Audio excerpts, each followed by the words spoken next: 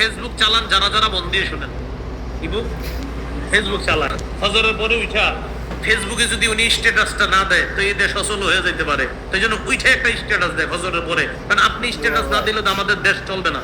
আপনি গুরুত্বপূর্ণ একজন ব্যক্তিত্ব, তো দেয় কি এরকম এরকম একটা ঘটনা ঘটছে আমাদের দেশে, এসে মানে বুঝায় খুব চিন্তা করে দেশ নিয়ে। কিন্তু যেটা লেখছে 10 দিন পরে প্রমাণ হয়েছে হ্যাঁ ফাও একটা কথা লেখছে। এই যে আপনি লিখে দিলেন, এর মাঝে আপনাদের এলাকাবাসী সবাই বুঝতেছে কি রে এই কামটা কে করলো আমাদের এলাকার, আসলে কেউ করে নাই, কিন্তু আপনি লিখে দিচ্ছেন ফেসবুকে। মুখে যেটা বললে গীবত হইতো সেটা এখন লিখে দেওয়ার কারণে সেটাও গীবত। ইমাম গাজালি বলেন ওয়াকাযালিকাল গীবাতু বিল কিতাবা ফাইন্নাল কালাম আহাদুল লিসানাইন। ইমাম গাজালি বলেন লেখার মাধ্যমে গীবত হয়, কলম হলো দুই ভাষার এক ভাষা। মানুষ মুখে একটা ভাষা বলে, কলম দিয়ে আরেকটা ভাষা লেখে। মুখে যেই ভাষা বলা গীবত, কলমে সেই ভাষা লেখা গীবত।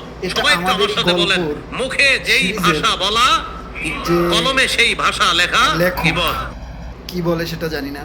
সে একটা কথা বলছিল, ফেসবুকটা এমন, ফেসবুকের কমেন্টগুলো যে আমি একটি থানার সামনে থেকে হেঁটে যাচ্ছি, আমার সামনে একটা থানা পড়ছে, যে থানার সামনেতে যাচ্ছি, থানায় তো মামলা টামলা হয়, একটা মামলা দিয়ে যাই, একটা মামলা লিখে তারপর চলে গেলাম, ব্যাস।